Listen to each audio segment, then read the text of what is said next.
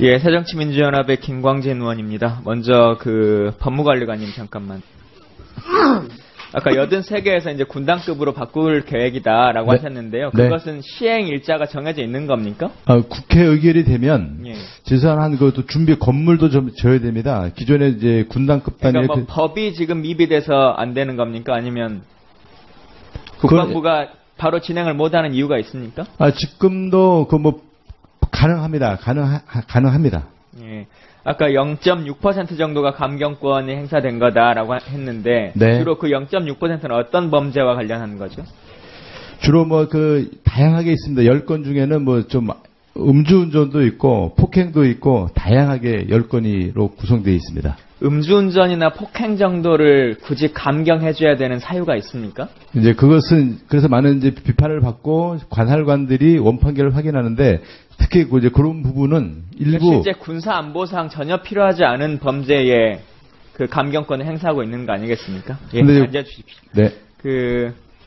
군사법원의 존치 이유가 주로 이제 안보 문제냐 아니냐 이 논쟁으로 계속 왔다 갔다 하는 것 같은데요. 이명현 변호사님께 하나 질문 드리면 군사법원이 폐지되면 대한민국 안보에 어떤 문제가 초래될 거라고 생각하십니까? 아닙니다. 그러진 않으시죠? 조동양 변호사님은 어떻게 생각하십니까? 저는 안보에 대단한 부작용까지는 아니라도 상당한 영향을 초래할 거다.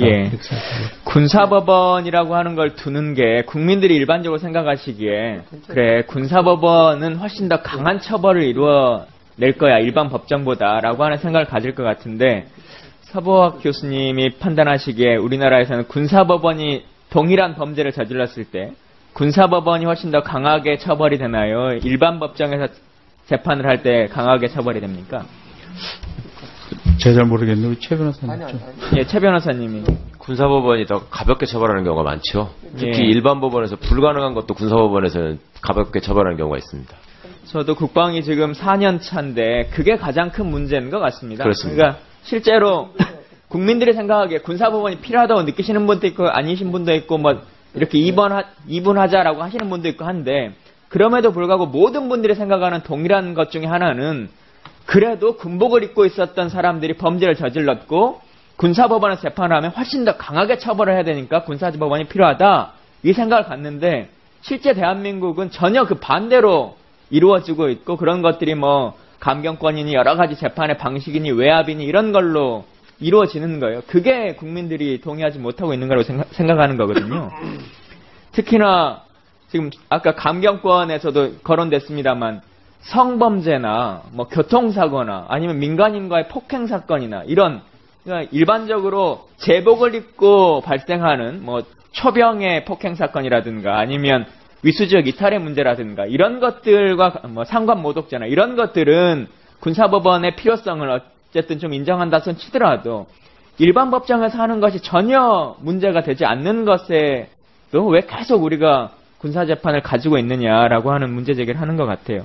실예로 보면 일반 폭행 사건이 이런 게 아니고 아시는 것처럼 지난 2012년도도 그렇고 그 전부터도 계속 해왔던 걸로 지금 나오고 있습니다만 사이버사령부라고 하는 국가기관 그리고 군기관이 선거에 개입하고 정치에 개입했던 엄청난 불법 행위를 저질렀다는 것이 나오고 있지 않습니까? 법무관리관님 내용 아실지 모르겠는데요. 사이버사령부 사건과 관련해서 지금 현재 수사받고 재판받는 사람이 몇 명이나 되는지 아십니까? 대략적인 숫자 군 말합니까? 한 30여 명 정도 됐었습니다. 예. 그 중에서 실제 처벌받은 사람이 몇 명이나 됩니까? 지금 3명입니다. 3명. 네. 그 중에서 가장 심하게 처벌받고 한 분이 530 단장이신 거거든요. 예, 그렇습니다. 예. 근데 그게 아마 그분이 전역하지 않고 군사재판에 그대로 계셨다면 과연 그 정도의 실형을 받고 재판 결과가 나왔을까라고 하는 의문을 갖게 되는 겁니다. 아까도 우리 여러 가지 거론하면서도 합참의장 같은 사람이 재판하게 되면 어떻게 할 것이냐라고 하는 논의가 나왔습니다만은 사이버사령부는 앉으셔도 됩니다. 사이버사령부는 아시는 것처럼 국방장관의 직활부대입니다. 합참의장이나 육군총장의 지휘를 받는 부대가 아닌데 사이버사령부의 직원들이 불법 행위를 저질렀다고 해서 30명 가까이 수사를 받고 기소가 되고 재판을 받는 이 상황에서도 지휘관이었던 국방장관은 서면 조사조차 받지 않고 끝났거든요. 그러니 사건의 실체적 진실이라고 하는 것이 밝혀질 수 없는 것이라는 겁니다. 군사재판의 특수성이. 윤일병 사건이 지금 이제 저희 특위에 만들어진 사건 중에 하나이기도 한데, 2위이기도 한데요. 4월 7일 날, 작년 4월 7일 날 윤일병 사건이 있었지 않습니까? 그때 첫 발표는 회식 중에 음식물을 취식하다가 기도가 폐쇄돼서 사망했다, 이렇게 나왔습니다. 근데 이명영 변호사님께서 질문 하나 드리면, 초기 수사 결과가 그렇게 발표를 했어요, 군이. 예, 그러면 이후에 그렇게 죽지 않았을 것 같다라고 하는 생각이 들면 현재 대한민국 군에서는 어떤 제도로 할 수 있습니까? 재심을 요구할 수 있습니까? 우리 아들이 그렇게 죽지 않았을 것 같다, 그렇게 기도가 폐쇄해서 죽은 게 아니다라고 하는 생각이 들면 어떻게 할 수 있습니까? 유족이. 국방부에 민원을 제기하는 수밖에 없을 것 같습니다. 예. 민원을 제기한다 손 치더라도 그 재수사를 누가 할 수 있습니까? 현재 구도에서는. 만약 국방부 장관님께 그 민원을 제기했다면 장관님이 지시하셔야 할 수 있죠. 예.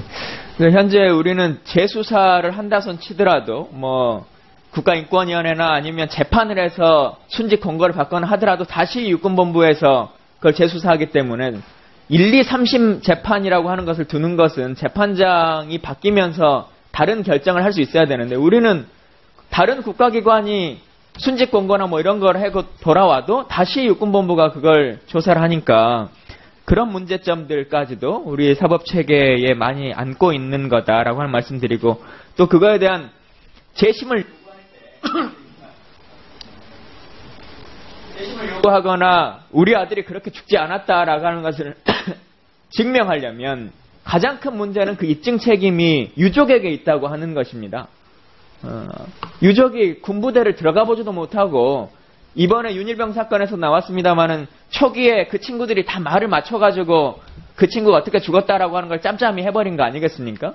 근데 전혀 유족들이 의학적인 지식이나 군에 대한 지식도 없는 사람들이 그것을 동의하지 못하면 입증 책임을 져야 되는 것라고 하는 것에 대한 것을 정반대로 좀 바꿔야 된다라고 하는 것이 이제 저의 주장 중에 하나인데, 기본적으로는 이렇게 사망하면 순직 처리를 하고 개인적인 사유라고 하는 것에 대한 입증 책임을 군이 져야 된다라고 하는 주장을 저는 좀 가지고 있습니다. 하여튼 감경권의 문제나 여러 가지 것들은 많이 나왔습니다만은 최종적으로 군사법원이 조금 더 국민에게 다가갈 수 있는, 그리고 국민의 상식의 범위에서 재판이 돌아갈 수 있는 그런 사법체계에서 이루어질 수 있도록 특히나 국방위가 그리고 아마 법사위에서도 좀 더 많은 문제가 있습니다.